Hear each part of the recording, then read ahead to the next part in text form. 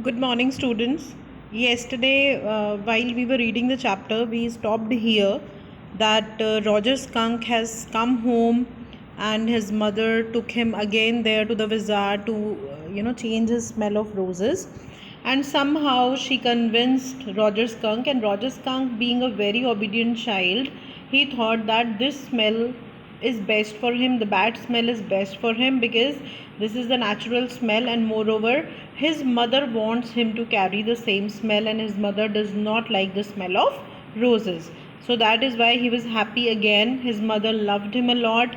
His father came back from Boston in the train, and they all sat together and had some dinner. Now let us move to the next slide. So here it ends like, but daddy, what? As he was just telling, Jack was telling Joe that the story is over. But then she said, but daddy. And Jack says, what? Then did the little animals run away? As I have already told you, that she was main concerned with whether now Roger Skunk will be able to play with other animals or not. So he says no, because eventually they got used to the way he was and did not mind at all. So Jack says to his daughter that now the animals do not run away because now the animals are used to his smell. So they all have accepted him. What's eventually, otherwise it means the in the end or with the passage of time, or we can also say finally. But because Joe was very young and she was not able to understand this, and she was not able to pronounce it as well, and so she says, what's eventuality? This she's asking for eventually. In a little while, and father answers, Jack answers her that it means in a little while. That was a stupid mommy. अब जो को तो बहुत गुस्सा आ रहा होता है Roger skunk की मदर पे, और वो उस चीज़ को मानने को या समझने को तैयार नहीं है, because this is the reason कि एक अडल्ट का पर्सपेक्टिव और एक बच्चे का पर्सपेक्टिव दोनों डिफरेंट है. एक अडल्ट जिस हिसाब से सोचेगा करेगा, जिस मेच्योरिटी के साथ किसी चीज़ को डील करेगा, एक छोटा बच्चा उन चीज़ों को नहीं समझ सकता.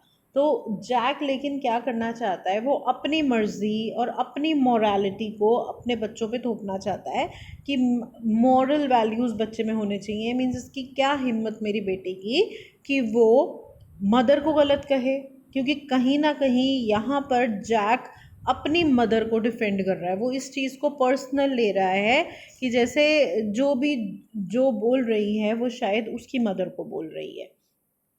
It was not, he said with rare emphasis. Rare emphasis means किसी चीज़ पे प्रेशर डाल के कहना कि नहीं, ऐसा नहीं है, उसकी मॉमी स्टूपिड मॉमी नहीं थी.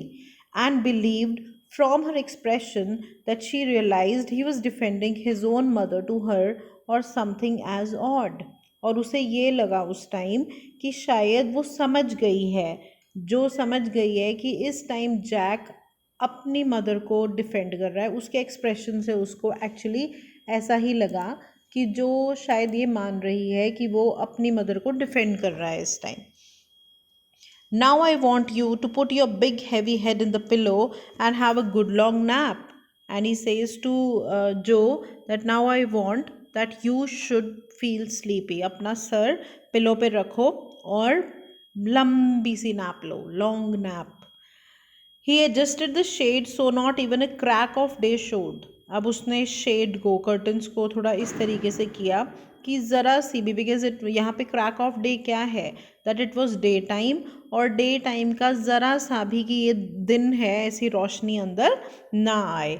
And tiptoed to the door in the pretence that she was already asleep. Tiptoed मतलब धीरे धीरे से चल के जाना, सो दैट, क्योंकि वो ये सोच रहा था इन the pretence means because he has believed that his daughter is already sleeping.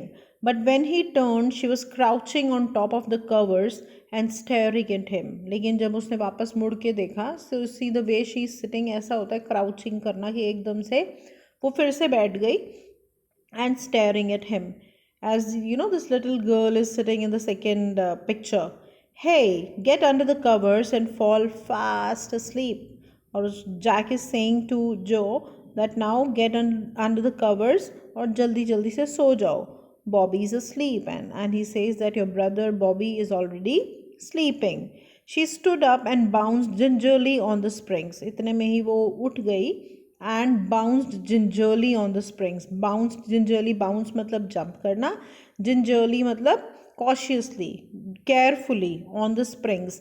What are springs here? Springs हैं यहाँ पर जैसे जो जो बेड होता है, जो गद्दे होते हैं, ठीक है, जो बेड के ऊपर हम लोग गद्दे रखते हैं, उसमें जो स्प्रिंग्स होते हैं, वो स्प्रिंग्स यहाँ पे मेंशन किए गए हैं कि जैसे ही वो कूदी तो वो जो बेड के स्प्रिंग्स होते हैं वो ऊपर नीचे हुए. Daddy, what? Tomorrow I want you to tell me the story that wizard took that magic wand and hid that mommy. अब वो कह रही है कि ठीक है, आज की स्टोरी तो आपने अपने अकॉर्डिंग ख़त्म कर ली, लेकिन आई वॉन्ट दैट टुमारो आप इस स्टोरी को कंटिन्यू करो और ऐसी स्टोरी सुनाओ कि अब उस मैजिक वॉन्ड से विजार्ड ने स्कंक की मदर को हिट किया. Her plump arms chopped forcefully right over the head. और बहुत गुस्से में है, the way this yellow shirt में गर्ल खड़ी है ना, एकदम से एडमेंट होके कि आपको मुझे ये स्टोरी सुनानी ही पड़ेगी. सो इन द सेम वे कि उसके जो प्लम्प आर्म्स हैं वो चॉप्ड केयरफुली और एकदम से बोलती है right over the head. No, that's not the story. लेकिन अब जो उसके फादर हैं, ही इज़ ऑल्सो एडमेंट कि नहीं, ये स्टोरी नहीं है. The point is that the little skunk loved his mommy more than he loved all the other little animals, and she knew what was right. As I have already told you कि जो Jack है वो भी अपनी बचपन में कुछ humiliations को फेस कर चुका है, एंड दैट इज़ वाई उस टाइम जब उसको वो ह्यूमिलिएशंस फेस करनी पड़ी थी, उस टाइम उसकी जो मदर थी, she was the one who was by his side, और इसीलिए वो अपनी लाइफ में अपनी मदर को बहुत ज़्यादा मानता है.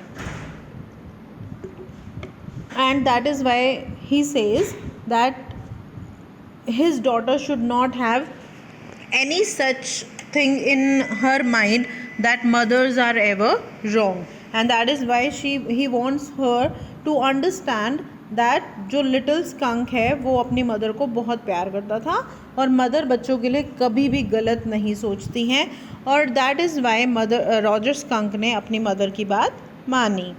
नो, लेकिन वो सुनने को समझने को तैयार ही नहीं है. एंड शी सेज नहीं, ऐसा नहीं है, आपको मुझे ये स्टोरी कल सुनानी ही पड़ेगी. Tomorrow you say he hit that mommy, do it. अपने फादर को कह रही है कि नहीं, tomorrow you have to tell me this story only that he hit that mommy. She kicked her legs up and sat down on the bed with great heave and complaint of springs. अब उसने फिर से अपनी legs को kick किया and sat down on the bed, एकदम से उछल के, लेग्स किक करके उछल के, और फिर वो बेड पे बैठी विद ग्रेट हीव. हीव मतलब बहुत ही फोर्स के साथ, and complaint of springs. Complaint of springs मतलब उसको वो जो स्प्रिंग्स थे गद्दे में वो चुभे, as she had done hundreds of times before. और जबकि ये वो बहुत पहले भी कर चुकी है बार बार कूदना, except that this time she did not laugh. लेकिन पहले जब भी वो कर रही थी तो उसे मज़ा आ रहा था, लेकिन इस टाइम वो बिल्कुल भी नहीं खुश थी. Say it daddy, well we'll see, now at least have a rest, stay on the bed, you are a good girl. अब उसके फादर उसको बोलते हैं ओके, पहले तुम रेस्ट कर लो, वी विल सी, हम क्या करेंगे कल. Stay on the bed and you are a good girl. He closed the door and went downstairs. Claire had spread the newspapers and opened the paint can, and wearing an old shirt of his on top of her maternity smock. What is a smock? What is smoke? Smock is a loose fitted garment.